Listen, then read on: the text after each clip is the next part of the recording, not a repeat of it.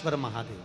फिर से बोलो, वटकेश्वर महादेव। एक बात याद रखना, अगर हमारे व्यापार नहीं चल रहा हो, दुकान धंधा पानी नहीं चल रहा हो, दुकान पर 24 घंटे बैठो तो व्यापार नहीं होता, घर में लक्ष्मी नहीं टिक रही हो, पैसा नहीं आ रहा हो, तो बड़ के पेड़ के नीचे, पीपल के पत्ते के ऊपर, बड़ के पेड़ के नीचे की मिट्टी को गीला कर कर पीपल के पान पर, पीपल के पत्ते पर एक शंकर जी के शिवलिंग का निर्माण करो। क्या बनाना है? शंकर भगवान का शिवलिंग। शिवलिंग बनाकर उसकी वटकेश्वर महादेव के नाम से पूजन करो। 7 बार कच्चा दही चढ़ा दीजिए। उस दही को थोड़ा सा चम्मच में उठा लीजिए। उस दही को लाकर जहां तुम्हारा व्यापार है, जहां तुम कमाने के लिए बैठते हो, दुकान पर बैठते हो, उस दुकान पर उस दही से स्वस्तिक बना दीजिए। और इस पीपल के पत्ते पर जो वटकेश्वर महादेव का तुमने निर्माण करा है, इसको ले जाकर विसर्जन कर दीजिए। आपकी दुकान 3 महीने के अंदर धड़ाके से चलना प्रारंभ हो जाएगी महाराज।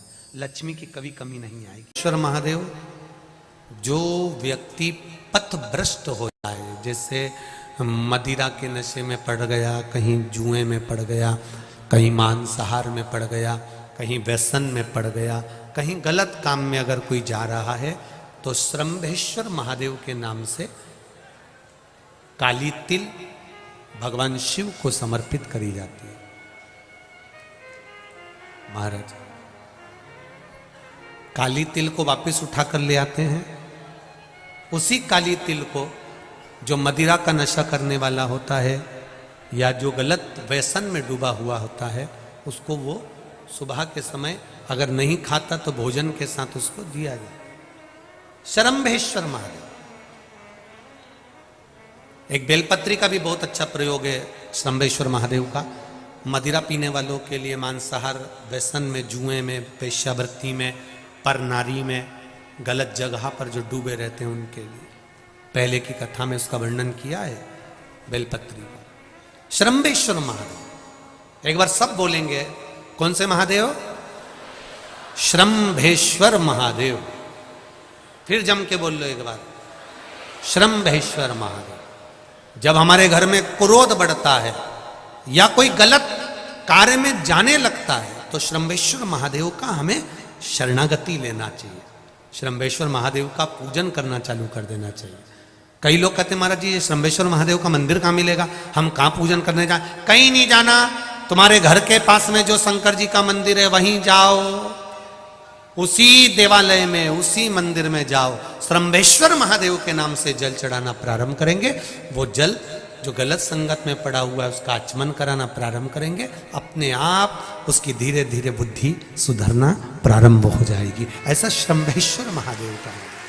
जिस व्यक्ति पर कर्जा बहुत ज्यादा मात्रा में हो जाता है और कर्जा चूकता नहीं है, आप बहुत प्रयास कर लिए, करोड़ों रुपए का कर्जा हो गया, यहां से लिया वहां दिया, वहां से उठाया वहां दिया, वहां से उठाया वहां दिया, तो निवेदन है, कभी मौका लगे कर्जा मुक्ति के लिए सारे वृक्षों में अगर कोई श्रेष्ठ वृक्ष माना गया है तो वो बट का वृक्ष माना गया महाराज। इसलिए प्रशासनिक कार्य के लिए, मानसिक टेंशन में, परेशानियों में वटकेश्वर महादेव का स्मरण किया जाता है।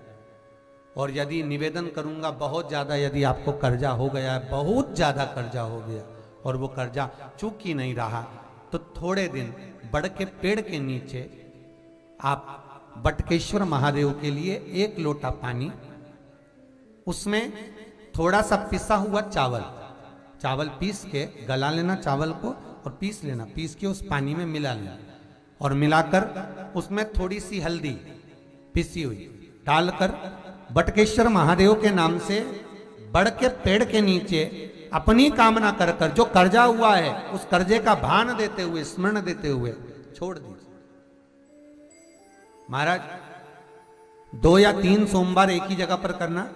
3 सोमवार बाद वहीं से बड़ के पेड़ की थोड़ी सी जड़ उठा लाना और उस जड़ को एक कोई धागे में बांधकर या तो अपनी गले में डाल लो या अपनी जेब में पटक लो। उसको थोड़े दिन पटक कर रखना, लगभग 2 से 3 महीना पटक कर रखो। वो जड़ जैसे बड़ का पेड़ विस्तार होता है, पानी गिरे ना गिरे, जल वृष्टि हो ना हो, गर्मी पड़े ना पड़े, उसको कोई फर्क नहीं पड़ता। बड़का वृक्ष आप रूप फैलता जाता, उसकी जड़ें अपने आप प्रबल होती है। उसी तरह ये बटकेश्वर महादेव कहीं से भी अगर जड़ आपके पास में रखी है 1 महीना 2 महीना 3 महीना तक, तो ये जड़ अपने आप लक्ष्मी को पकड़कर खींच कर लाती है और कर्जे से मुक्त कर देती। बटकेश्वर महादेव का स्मरण सुख का देना होता। मैं कहा शिव पुराण में इस शंकर का घर था, लक्ष्मी जी को पसंद आ गया था इसलिए दे दिया गया। तो चने की दाल हम शंकर के भाव से समर्पित करते हैं अपनी मनोकामना पूर्ण करने के। अच्छा, ये चने की दाल बहुत सारी जगह काम आती है महाराज। जिस लड़का और लड़की का विवाह नहीं हो रहा, बहुत हताश हो गए, परेशान हो गए, विवाह संबंध जमी नहीं रहा, किसी भी बुधवार के दिन तांबे के कलश में चने की दाल को भर लीजिए, किसी भी बुधवार, और तांबे के कलश में चने की दाल को भर लो, उसमें 2 गोल सुपारी रख लो, पूजन वाली सुपारी रखकर 2 सिक्के उसमें रख लो, पीले कपड़े से मुख बांध दो, उसका पूजन करो बुधवार के दिन भी, और गुरुवार के दिन उसका पूजन स्नान करने के बाद करना। पर घर में किसी से बात मत करना, मुख से शब्द मत बोलना, मुख झूठा मत करना। पूजन करने के बाद उल्टे हाथ पर कलश को रखकर सीधे हाथ से ढककर कोई ब्राह्मण के घर में जाकर साथ में किसी को ले जाओ, बिना बोले, बिना बात करे, बिना कहे, साथ जाकर ब्राह्मण का दरवाजा बजा दे, बात कर ले और में गया वो, पर तुम्हें नहीं बोलना है। और वो कलश ब्राह्मण के अपनी कामना कर कर वो कलश का दान दे दिया जाए। महाराज, ज्यादा से ज्यादा 4 महीना 3 महीने के अंदर विवाह संबंध पक्का हो जाता है। विवाह संबंध, चने की दाल का दान कुछ सहज नहीं है। जिस नारी का रजोधर्म के अंतर्गत नारी को जो जो परेशानियां होती हैं, कोई के 8 दिन पहले, 4 दिन पहले, 3 दिन पहले कहीं ना कहीं रजोधर्म के अंतर्गत जो बीमारियां होती हैं, उसके लिए महाराज 7 चने की दाल के दाने तुलसी महारानी के सामने कटोरी में रखकर तुलसी के 3 पत्ते उसमें डालकर अपनी मनोकामना कर कर तुलसी में 3 बार जल छोड़कर वो तुलसी और वो चने की दाल ले जाएं और उसको धीरे धीरे कर कर एक एक कर कर सुबह शाम दोपहर में उसको खा लीजिए। रजो धर्म से जुड़ी हुई परेशानी समाप्त। कोई सहज नहीं है महाराज। चने की दाल को स्वर्ण दान का भी भाव कहा गया। हमारे हिंदू धर्म में चने की दाल को स्वर्ण दान भी करते हैं। जो व्यक्ति स्वर्ण दान नहीं कर पाता वो चने की दाल का दान कर देता है, तो स्वर्ण दान के बराबर मान्य हमारा।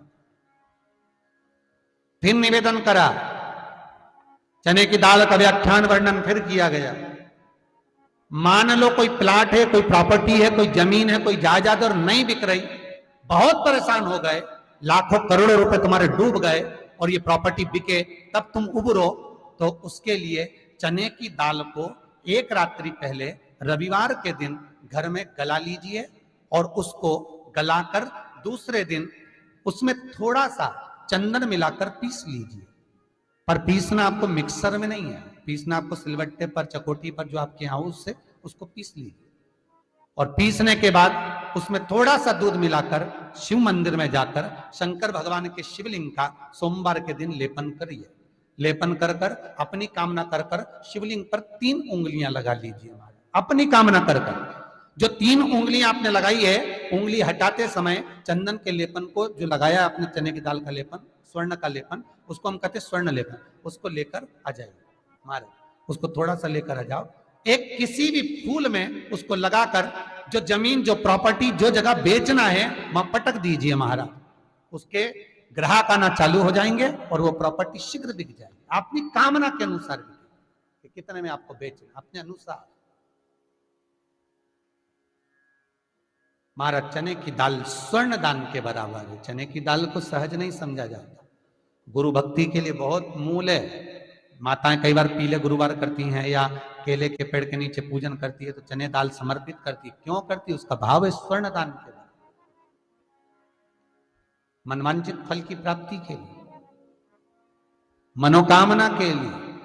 जिस जमीन में फसल कम होती हो, जिस जमीन में प्रॉपर्टी के अंतर्गत कहीं लाभ नहीं मिल रहा हो, जो कई लोग वो जमीन की दलाली का काम करते हैं ना, जमीन बेचवाते हैं, खरीदवाते हैं और कोई लाभ ही नहीं मिल रहा, कई दिनों निकाल दिए, साल निकाल दिए, कोई लाभ नहीं हुआ, तो निवेदन है शंकर भगवान के मंदिर में शिवलिंग पर 108 चने के दाल समर्पित करो।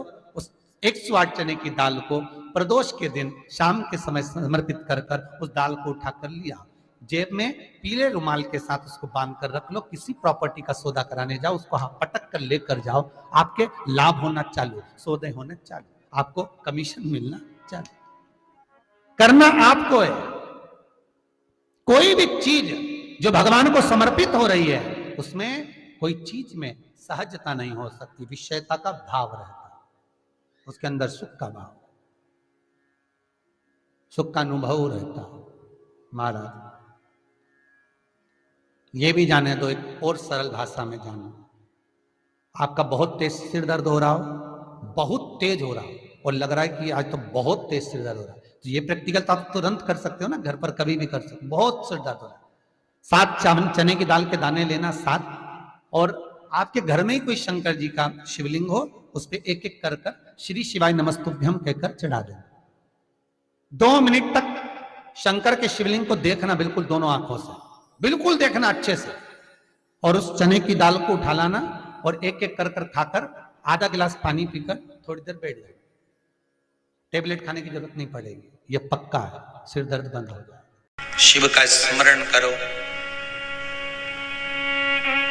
पूर्णिमा के दिन चावल का एक आखा दाना जानते हो, पूरा खंडित चावल नहीं, कितना चावल, एक दाना चावल का शंकर भगवान के शिवलिंग पर समर्पित करिए।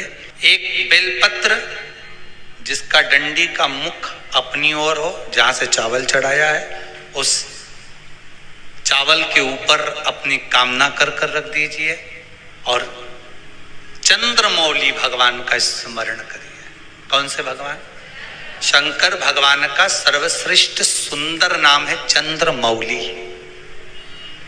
चंद्रमौली भगवान का स्मरण करिए, अपनी कामना कर कर बेलपत्र समर्पित कर कर शिव जी पर एक लोटा पानी, एक जल पात्र समर्पित करो, कलश से जल चढ़ा दीजिए, नैनों में वो जल लगाकर अपनी कामना कर कर वापिस घर को आइए।